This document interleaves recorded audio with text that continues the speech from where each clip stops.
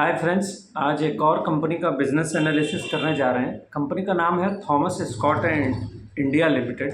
Basically ये company क्या करती है, इसको मैं आपको थोड़ा सा आसान भाषा में समझाने की कोशिश करूँगा। कोशिश ये करूँगा कि आपको समझ में आए कि एक्चुअल में बिज़नेस क्या है। थोड़ा सा अलग सा मॉडल है। एक्चुअल में कहा जाए तो कंपनी कॉन्ट्रैक्ट मैन्युफैक्चरिंग में है और B2B ज़्यादा बिज़नेस है इस समय। लेकिन कंपनी का फोकस अब शिफ्ट हो रहा है अपने B2B बिज़नेस और कॉन्ट्रैक्ट मैन्युफैक्चरिंग के साथ साथ वो एक कोशिश कर रहे हैं कि वो अपने इस पूरे बिज़नेस को बढ़ाकर और चेंज करें B2C में। बेसिकली बिज़नेस टू कस्टमर के लेवल पे जा रहे हैं और इनका जो ज़्यादा बिज़नेस टू कस्टमर वाला जो बिज़नेस अभी भी है एग्जिस्टिंग, वो 4-5% ही है। लेकिन ज़्यादातर जो भी सेल आता है वहाँ से वो एक्सपेक्टेशंस यही है कि वो कुछ छोटे से स्टोर्स हैं इनके 5-6 बेंगलोर में, जिससे ही अभी आ रहा है और साथ ही साथ ऑनलाइन सेल से भी वो सेल इनको जनरेट हो रही है। तो 2010 में कंपनी इनकॉर्पोरेटेड हुई थी। बेसिकली कंपनी जो थी वो पहले से किसी माने टेक्सटाइल से रिलेटेड या कपड़े बनाने वाली कंपनी से रिलेटेड थी और वहाँ से इसका डीमर्जर हुआ। वहाँ से अलग होकर थॉमस स्कॉट इंडिया लिमिटेड बोलकर एक कंपनी बनी। तो कंपनी जो है वो प्रीमियम शर्टिंग और सेमी फॉर्मल कैजुअल्स के ड्रेसेस को बनाती है थ्रू वेरियस ब्रांड्स, अलग अलग sizes, colours and even shades के साथ डिज़ाइन एंड पैटर्न को यूज़ करती है। तो कंपनी जो है बेसिकली इसके साथ इन्होंने कॉन्ट्रेक्चुअल मैन्युफैक्चरिंग भी कर रखी है। ब्रांड्स लाइक रेमंड के लिए बनाते हैं ये, और बीइंग ह्यूमन के लिए, रेमंड के लिए, shopper stop, red tape and और भी अदर ब्रांड्स हैं जिनके लिए ये काम करते हैं बेसिकली। तो इनकी कोशिश ये रहती है कि इनके लिए कॉन्ट्रेक्चुअल मैन्युफैक्चरिंग करके दें। ये इनका पुराना माने एक बेस है जिस पे ये कंटिन्यूअसली काम कर रहे थे। तो इनकी कैपेसिटी अच्छी खासी है। इनके 4 मैन्युफैक्चरिंग प्लांट हैं और गारमेंट मेकिंग कंपनी है और इनका स्ट्रॉन्ग प्रेजेंस है ऑनलाइन में। बेसिकली प्रीमियम ब्रांड अगर इनका कोई कहा जाए तो मैं कहूँगा कि थॉमस स्कॉट इनका ब्रांड खुद का नाम है। थॉमस स्कॉट के ब्रांड के तहत ही ये ज़्यादा काम करते हैं, तो वो इनका मेन ब्रांड है। और ई रिटेलर्स में मिंत्रा में, अमेज़ॉन में, फ्लिपकार्ट में और दुबई में निमाशी बोल के एक ब्रांड है जिसके तहत, या ऑनलाइन साइट है जिसके तहत ये अपने कपड़ों को बेचते हैं ऑनलाइन। और साथ साथ इनके 6 ईबीओ हैं जो कि मैंने बताया बेंगलुरु में। 12,000 एसक्यू ब्रांड्स हैं, एसक्यूज़ हैं, 15 ब्रांड है और 9 चैनल पार्टनर्स हैं जिसके थ्रू ये अपने प्रोडक्ट्स को ऑनलाइन बेचते हैं। और इसके साथ साथ इनका जो मैं आपको बताना चाहूँगा डोमेस्टिक इनके ब्रांड मिंत्रा में जो है वो है मास्टर हार्बर, मिस्टर बावर बर्ड बोलकर एक ब्रांड है, अनूप बोल के एक ब्रांड है, इन्विक्टस बोल के एक ब्रांड है इनका, हियर एंड नाउ, और एरोस्टेबल और भी 2-3 ब्रांड हैं इनके। तो जिसके तहत ये काम करते हैं बेसिकली। एक नॉटिका बोल के ब्रांड है जिसके लिए ब्रांड कपड़े बनाते हैं। तो नॉटिका काफ़ी फेमस, नॉटिका, एरोस्टेल और इस तरीके के ब्रांड्स जो हैं। इवन इन्वेक्टस बहुत ही पॉपुलर ब्रांड है जिसके तहत कंपनी मैन्युफैक्चरिंग करती है और आगे सेल करती है। जैसे कि इंटरनेशनल इनके ब्रांड जैसे फक बोल के FCUK एक ब्रांड है इनका, बड़ा अजीब सा है। हाँ, नाम तो खैर मैंने सुना था इसका। नॉटिका, बेबे और एरोपोस्टेल बोल के एक ब्रांड है। एजियो माने जो कि रिलायंस का ब्रांड है, उसके तहत भी इन्होंने अपने ब्रांड्स बनाए हैं जिसको बूडा जीन्स बोला जाता है। और इनके 4 मैन्युफैक्चरिंग प्लांट हैं, एक बेंगलोर में है, एक सोलापुर में है और एक गुड़गांव में है बेसिकली।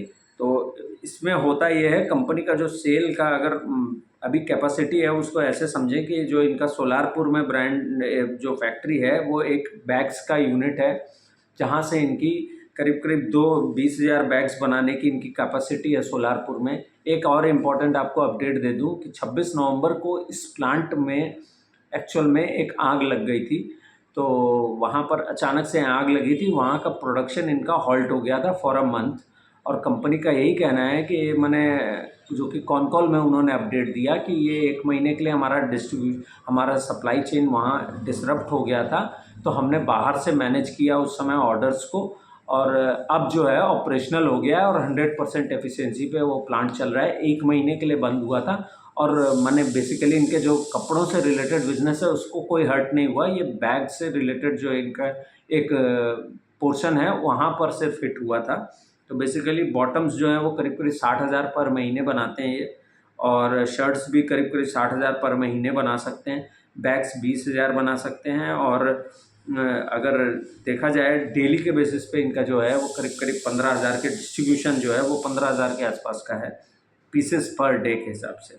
तो B2C बिज़नेस में इनको करीब करीब 55.5% के आसपास का इनका सेल आता है B2C से। B2B से 32% और B2C से, जिसमें कि अलग अलग ब्रांड्स होते हैं, और B2C में ओन ब्रांड से 4.6% का इनको सेल मिल रहा है।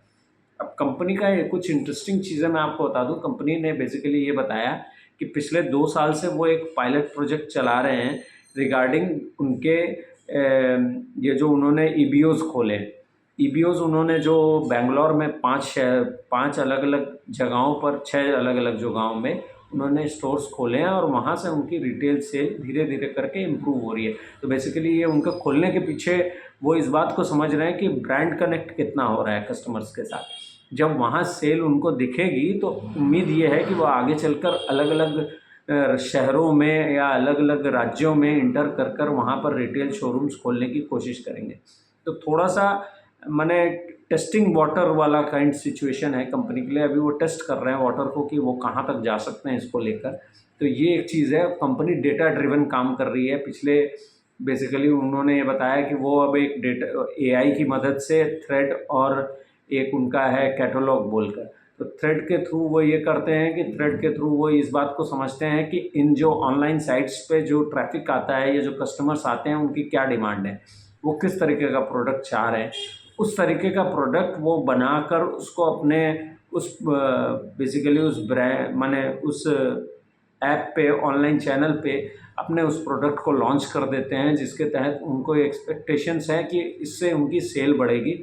और AI का इस्तेमाल कर रहे हैं, तो आप इसको ऐसे समझ सकते हैं कि माने उसमें बहुत ज़्यादा इनको कुछ इंटरवेंशन की ज़रूरत नहीं है, खर्च भी नहीं है उस चीज़ का। तो कंपनी का ये मानना था कि अभी हमको और अपनी कैपेसिटी को कैपेक्स करने की ज़रूरत नहीं है, करंट जो कैपेसिटी है वो उनकी सफिशिएंट है। तो बस एफिशिएंसी जनरेट करने की कोशिश कर रहे हैं। और ख़ास बात ये रही कि इसके साथ कैटलॉग में जो होता ये है कि यूजुअली कोई भी ब्रांड नया लॉन्च होता है तो उसका फ़ोटोशूट करना पड़ता है और ये सारी चीज़ें करनी पड़ती हैं। तो इनका ये कहना था कि अभी हम कोशिश ये कर रहे हैं AI के थ्रू उस चीज़ों को मैनेज कर लें।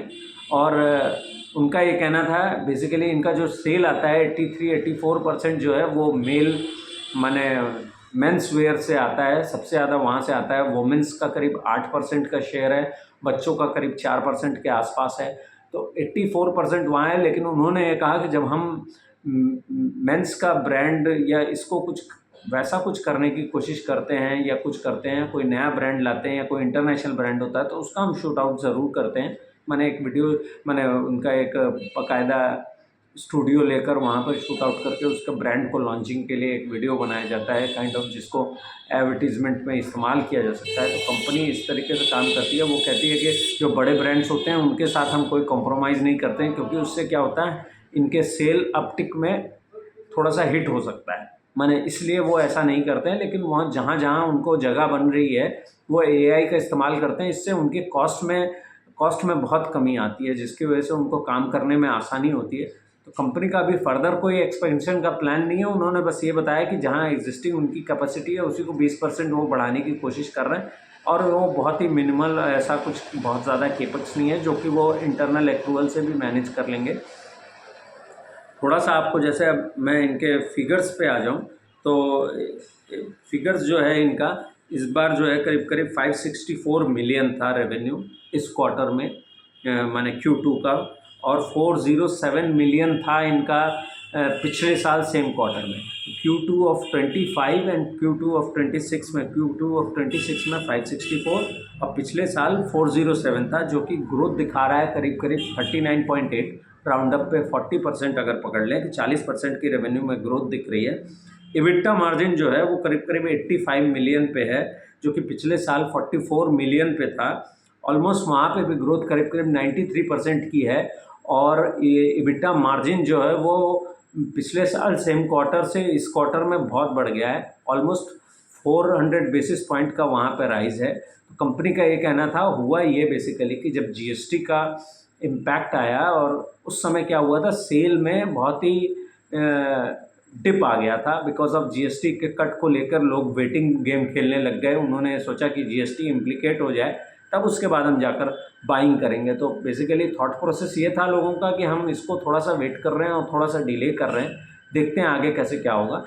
उसके बाद क्या हुआ, जब जिस समय सीज़न आया और आप कह सकते हैं कि माने त्योहारों का सीज़न आया, फेस्टिवल्स का सीज़न आया, तो उस समय कंपनी ने क्या किया कि उन्होंने ये देखा कि कुछ प्रोडक्ट्स पे उन्होंने अपनी प्राइसिंग को थोड़ा सा बढ़ा दिया, मार्जिनली बढ़ा दिया, जिसकी वजह से क्या हुआ, उन्होंने देखा कि कस्टमर्स के परचेजिंग में कोई प्रॉब्लम नहीं उनको दिखी बेसिकली। तो वो कंपनी का ये कहना है कि जब वो ऐसा देखते हैं कि कस्टमर्स प्राइस सेंसिटिव नहीं है, माने वो कोई उसका ऐसा अगर माइंडसेट नहीं है कि मुझे 500 की ही शर्ट लेनी है, 800 की ही शर्ट लेनी है, उसके ऊपर नहीं जाऊंगा। तो जब कस्टमर का इस तरीके का प्राइस सेंसिटिव माइंडसेट नहीं होता तो कंपनी क्या करती है, अपने उन्हीं प्रोडक्ट्स में थोड़ा सा प्राइस को इंक्रीज़ कर देती है, मार्जिनल इंक्रीज़ होता है। जैसे मैंने 500 की शर्ट आप समझ लीजिए 550 की कर दी, 800 की शर्ट उन्होंने 880 की कर दी। तो वहाँ वो जो 70-80 रुपये और 50 रुपये का जो डिफरेंस मिल रहा है वो मार्जिन में रेप्लिकेट हो रहा है। तो कंपनी कह रही थी कि जब हमको ये फील होता है कि कस्टमर प्राइस सेंसिटिव नहीं है, वो माने क्योंकि उसे सीजनली और फेस्टिवल टाइम पे उसे वो चीज़ बाई करनी है, तो वो उस जगह पर इस चीज़ को इस्तेमाल करते हैं। तो this is kind of one of है, इसको ऐसा ना समझें कि अब 14% का मार्जिन इबिट्टा लेवल पे मेंटेन्ड होगा। वो कोशिश यही कर रहे हैं कि इसको बेहतर करते जाएं, क्योंकि आप इसको ऐसे समझें कि उनका बेसिकली मार्जिन जो बाकी कॉन्ट्रैक्चुअल हो या फिर B2B है, वहाँ पर मार्जिन इतना ज़्यादा हाई नहीं हो सकता। तो इसीलिए कंपनी की कोशिश ये है कि वो B2C की तरफ ज़्यादा जाए, जहाँ उनको मार्जिन इम्पैक्ट ज़्यादा बेहतर मिलेगा, उनका कॉस्ट कंट्रोल आएगा, तो वो उस चीज़ को रेप्लिकेट कर पाएंगे अपने नंबर्स पे। तो पैट को अगर देखें तो 47 मिलियन पैट था, जो कि पिछले साल 28 मिलियन था। तो वहाँ पर भी 68% का गेन दिख रहा है। ऑपरेटिंग लेवरेज अभी नहीं मिल रहा है। बेसिकली कोशिश मुझे जितना समझ में आया कि कंपनी अभी वो उस लेवल पे नहीं आ रही है कि वो इसको बेहतर कर सके। तो अच्छा, H1 से H2 का अगर कंपैरिजन करें तो वो नंबर को मैं नहीं यहाँ डिस्कस करना चाहता हूँ, बिकॉज मैं इसको क्वार्टर ऑन क्वार्टर बेसिस पे ही डील करूँगा। अगले क्वार्टर में भी कोशिश करूँगा कि इसको आपके सामने इसके नंबर्स पेश करूँ, क्योंकि H1 H2 में बहुत डिफरेंस देखने को मिल रहा है, and that is not putting the right realistic picture. तो समझने की बात यह है कि कंपनी अभी 40% से ग्रो कर रही है, ग्रोथ उनके सेल में भी है, रेवेन्यू में भी है, और हर जगह उनको ग्रोथ दिख रही है। तो आगे इस पे ही ध्यान देने की ज़रूरत है और आगे देखें कैसे क्या करती है कंपनी। एक और इम्पॉर्टेंट चीज़ जो मैं इस कंपनी के बारे में बोलना चाहूँगा आपको कि ये बेसिकली इनका जो है ये पहला कॉन कॉल था, इससे पहले ये कॉन कॉल नहीं कर रहे थे। तो इनकी कोशिश ये रहेगी कि आगे चल के कॉन कॉल को कंटिन्यू करें, और अब देखते हैं क्या करते हैं। क्योंकि पहले क्या होता था, कंपनी के बारे में कोई इन्फॉर्मेशन, अपडेट, कैसे बिजनेस कर रही है, क्या काम कर रही है, कुछ क्लियरिटी नहीं मिलती थी।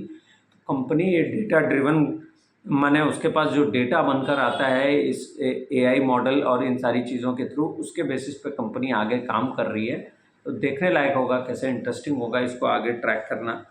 और जहाँ तक मैं इसको यही कहूँगा कि इस कंपनी को भी ट्रैक करें, कोई बाय सेल की रिकमेंडेशन नहीं है मेरी तरफ से। बिजनेसेस को ट्रैक करें, ये एक नया बिज़नेस था जिसको मैंने अब तक नहीं कवर किया था। तो मैं कोशिश यही कर रहा हूँ कि आपके सामने नए नए कंपनियों को कवर अप करने की कोशिश कर रहा हूँ। आपके कोई सजेशंस या आपका कोई सवाल हो या फिर कोई स्टॉक से रिलेटेड हो जिसको आप चाहते हो कि मैं अपने वीडियोस में कंटिन्यू करूँ, क्योंकि मुझे ऐसा लगता है कि मैं कोशिश ये कर रहा हूँ कि हर क्वार्टर ऑन क्वार्टर बेसिस, मैंने पिछले क्वार्टर भी कई सारी कंपनियों को कवर किया था, इस क्वार्टर मैं कोशिश ये कर रहा हूँ कि मैं और भी ज़्यादा कंपनियों को कवर करूँ। तो इसीलिए मैंने, आप देखेंगे रिसेंट वीडियोस में मैंने कई सारी नई कंपनियाँ जो अभी अभी आई हैं वो किस तरीके से काम कर रही हैं उनके बारे में। जो पहला कॉन कॉल सबका था, इवन फिज़िक्स वाला का, स्टड एक्सेसरीज़ का, और भी कई सारी कंपनियाँ हैं, तो उनके वीडियोज़ मैंने डाले हैं। मैं कोशिश कर रहा हूँ और भी नई कंपनियों का वीडियो डालूँ, क्योंकि ये अभी हमको ये लैग पीरियड मिल रहा है, इस समय नए बिजनेसेस को समझने का मौका मिल रहा है। तो इस समय को यूटिलाइज़ करना चाहिए, क्योंकि आप ये जानते ही हैं कि अगले महीने से फिर अगले क्वार्टर के रिजल्ट शुरू हो जाएंगे। तो उसके पहले कोशिश मेरी यही है कि हम और भी कंपनीज़ को समझें एक्चुअल में बिजनेसेस कैसे कर रहे हैं, और हमको ये देखना है कि हमको कहाँ क्या बेहतर अपॉर्चुनिटीज़ बन रही है। Thank you so much.